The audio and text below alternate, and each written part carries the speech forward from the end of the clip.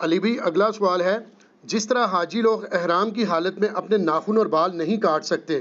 یہاں تک کہ قربانی نہ ہو جائے، کیا عید قربان کی قربانی کے لیے قربانی کرنے والے کا بھی یہی حکم ہے؟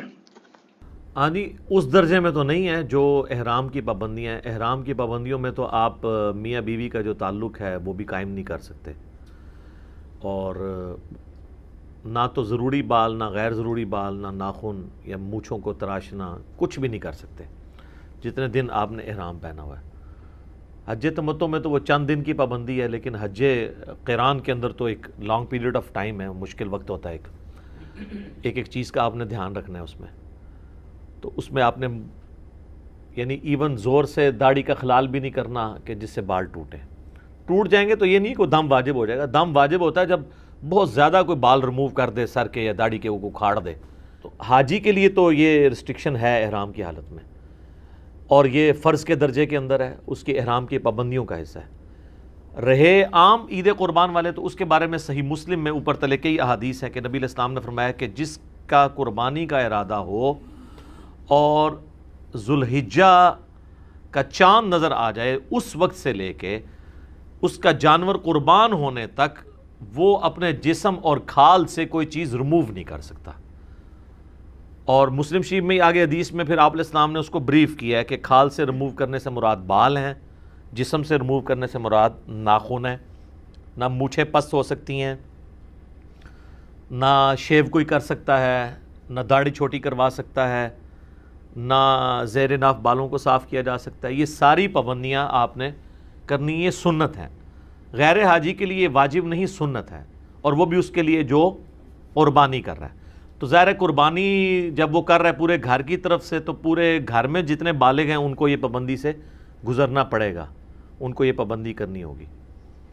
اس لیے آپ دیکھتے ہیں کہ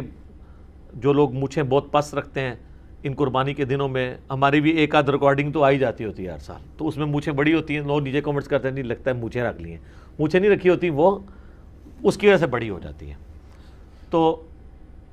نبی علیہ السلام نے اس کو مشروع فرمایا، حتیٰ کہ یہاں تک آیا سنن نسائی کے اندر، المستدرک للحاکم کے اندر، سنن ابی داؤد کے اندر، امام حاکم نے بھی صحیح کہا، امام ذہبی نے بھی موافقت کی ہے کہ ایک غریب صحابی تھا، اس نے کہا یا رسول اللہ قربانی آئی ہے تو میرے پاس ایک ہی بکری ہے جو دودھ دینے والی ہے، تو آپ اگر مجھے اجازت دیں تو میں اللہ کی راہ میں قربان کر دوں۔ اب وہ اتنا غریب تھا کہ اس کا سورس آف انکم بھی وہی بکری تھی، تو حضور علیہ السلام نے کہا کہ نہیں، اس کو قربان نہ کرو۔ تو اب اس کو جوش بھی تھا قربانی کا، تو آپ نے فرمایا کہ اس طرح کرو کہ عید قربان والے دن باقی لوگ قربانی کر رہے ہوں گے تو تم اپنے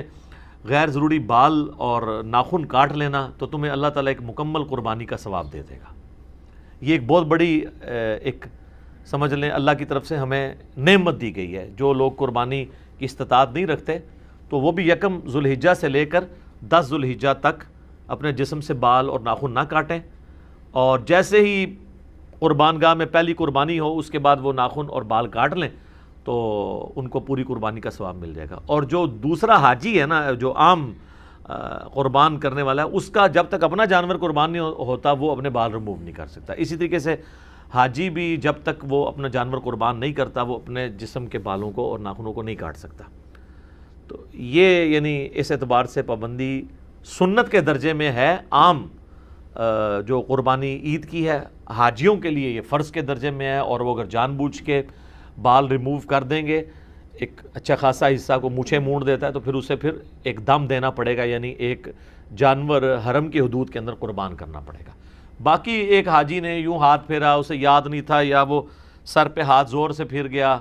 اور اس سے 2-4 بال ریموو ہو گئے، تو اس کی وجہ سے لوگ بیچارے ادھر بھی اتنے پریشان پھر رہے ہوتے ہیں احرام والے کے، پتہ نہیں وہ داڑھی میں ایسے ظاہر ہے کہ ہماری عام پریکٹس تو نہیں ہے، وہ کسی نے یوں کھجلی کی تو ایک بال آ گیا، وہ کہتے لو جی دم واجب ہو گیا، دم واجب ہو گیا، دم تو انج ہو گیا، بم ہو گیا،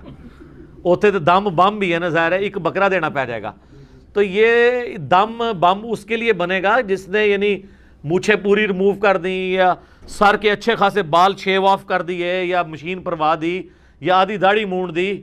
یا خط کروا لیا، اس کے لیے۔ یہ جو 2-4 بال ہیں وضو کے دوران نکل گئے یا ویسے ہو گئے، تو اس پہ کوئی اس طریقے کا نہیں ہے، اس کو تو نبی الاسلام نے کہا کہ وہ عام چھوٹا موٹا صدقہ اور خیرات کر لے تو کافی ہو جائے گا۔ ٹھیک ہو گیا جی؟